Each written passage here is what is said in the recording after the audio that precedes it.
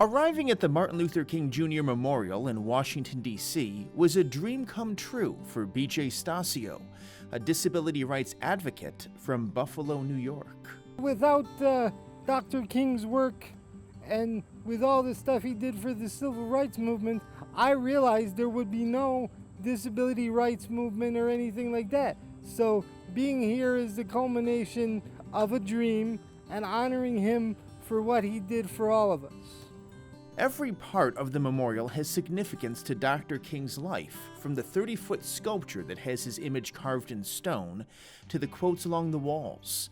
King was a Baptist minister and social activist who was known for his work in the U.S. civil rights movement in the 1950s and 60s, before he was assassinated. Stasio says Dr. King is an inspiration to himself and many others who are working to make sure that the civil rights for people with disabilities are respected and upheld. Civil rights should be available to everybody, and we have to realize we have rights and need to speak up for those rights. And that's what he did. And that's what I do, and he's taught me what it's like to be a true leader. It's very difficult to be a leader of anything, but he's taught me what it's like to be a true leader, and reading his stuff has taught me a great deal of patience. I suffer as an advocate from not always being patient, but he just gives me a reminder of everything he went through. He had to be patient and endure a lot more than I ever did.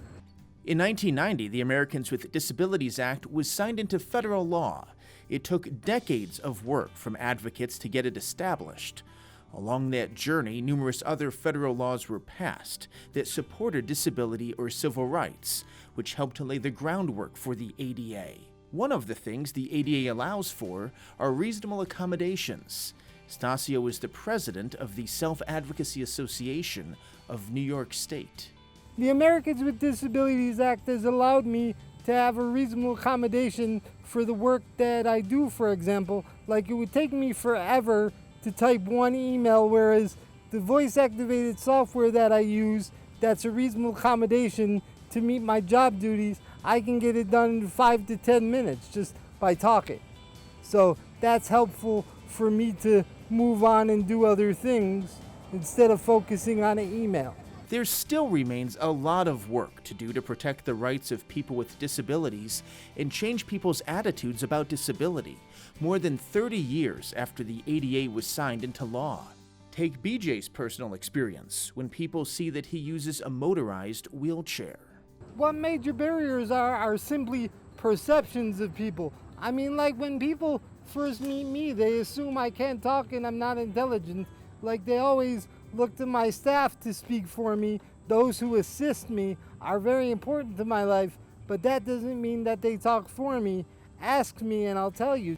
Even taking a vacation and traveling to Washington, D.C. to see the memorial wasn't easy.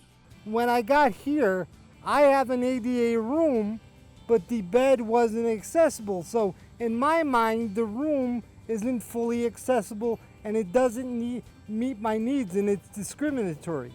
Stasio says Dr. King's life and work is a reminder to himself and others to remain committed and be patient in their work. He had a dream and he struggled to make it come to fruition. We all have our struggles in the disability rights movement, but that doesn't mean you should give up and accept it. You should always fight the good fight.